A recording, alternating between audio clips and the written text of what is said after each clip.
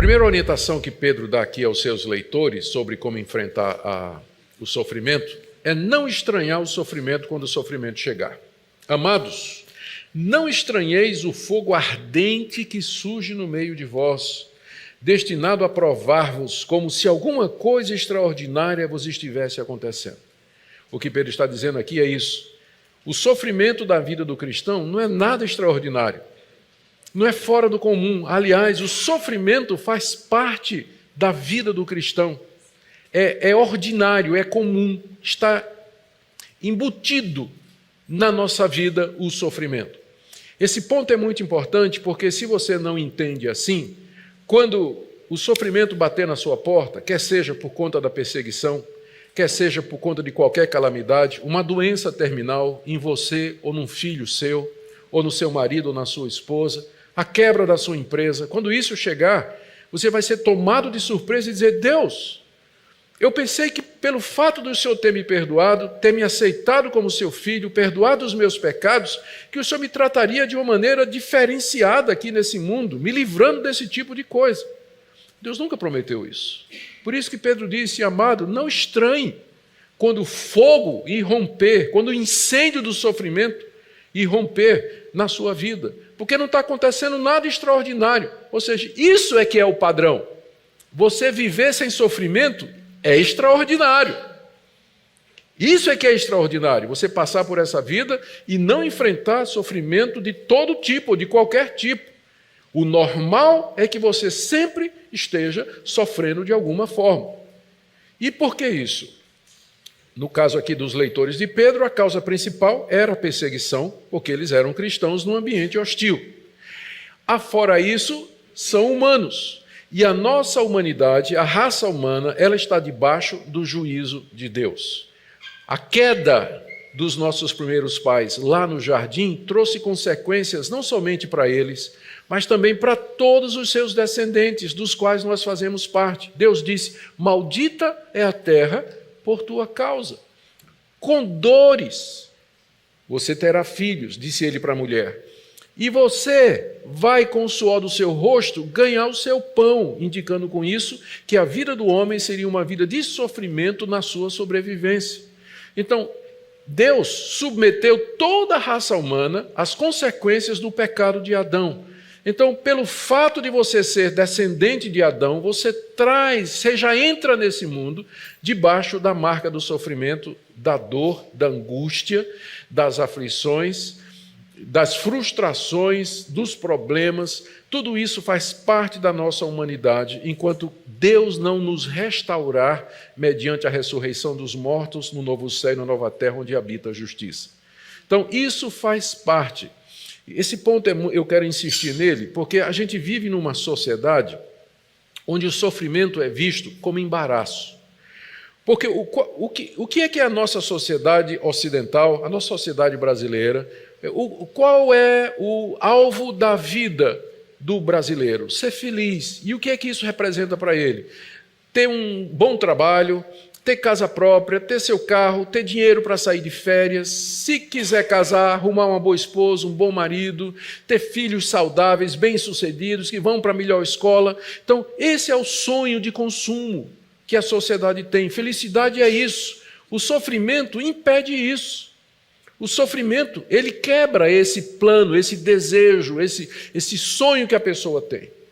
Então, a sociedade ela não consegue hoje viver com o sofrimento, por isso você vê, proliferam aí aquelas pessoas que pregam autoajuda, prolifera a quantidade de pessoas que procuram ajuda psicológica e mental para a angústia, para o sofrimento, aumenta o número de suicídio, gente que vai para as drogas, o consumo de remédios nessa área é muito grande, ou seja, as pessoas não sabem lidar com o sofrimento é um embaraço, é um incômodo.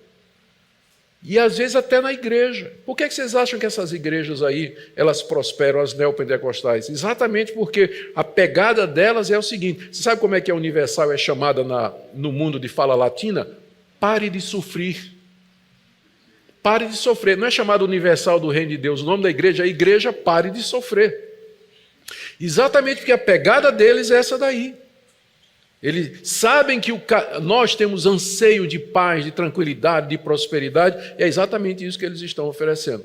Pedro, naturalmente, nunca seria um pregador numa igreja dessa, né? Nunca se tornaria pastor de uma igreja dessa, porque ele está dizendo que é normal, não estranhe quando o sofrimento bater na sua porta.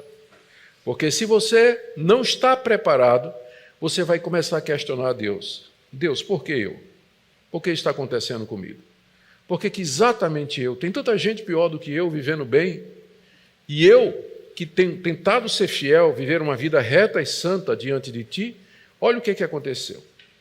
Essa doença, essa perseguição, esse espinho na carne que eu tenho aqui. A razão pela qual Deus, se você me perguntar qual o propósito específico de Deus em afligir determinados crentes com determinados sofrimentos, a resposta é que nós não sabemos. Não existe uma relação direta entre sofrimento e um pecado específico. Essa relação direta é feita nessas igrejas, onde eles dizem que todo sofrimento é resultado de um pecado específico que você cometeu. A história de Jó desmente isso.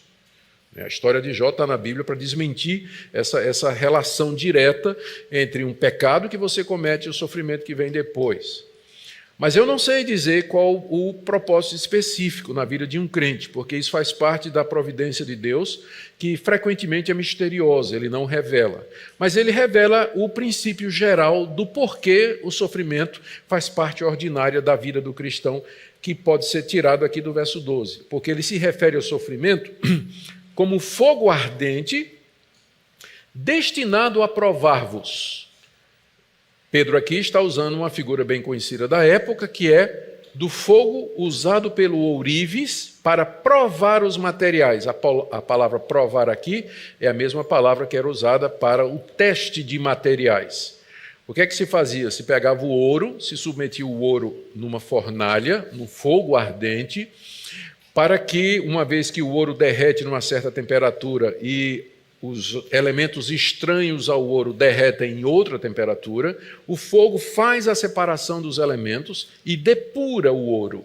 O ouro depurado é aquele ouro que passou pelo fogo, e pelo fogo os elementos estranhos eles foram tirados do ouro, de forma que é um ouro puro. Então, essa é a figura que Pedro está usando aqui.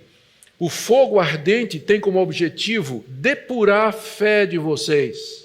Nossa fé frequentemente está misturada com sentimentos estranhos, alheios, com ideias erradas, e o sofrimento purifica a fé, limpa a fé de ideias estranhas, por exemplo, de que Deus existe para fazer você feliz. Nada como o sofrimento para limpar a sua fé dessa ideia errada. É que Deus tem a obrigação de atender todos os seus caprichos e fazer toda a sua vontade. O sofrimento existe para depurar a sua fé e limpá-la dessa escumalha, desses detritos teológicos, não é, que tornam a nossa fé imperfeita. Então, essa é a razão geral pela qual Deus faz com que o sofrimento seja parte integrante da vida do cristão, para mantê-lo em constante estado de alerta e depurar a sua fé. Por isso, Pedro diz, amados, não estranhem, não ache uma coisa absurda, extraordinária, isso que está acontecendo, porque não está acontecendo nada de extraordinário. Extraordinário é se você passar por esse mundo sem conhecer o sofrimento que a raça humana toda conhece. Aí que seria estranho, né? Mas o normal é isso aqui. Ser cristão não significa imunidade ao sofrimento. Ao contrário, isso pode significar, como Pedro vai dizer mais adiante,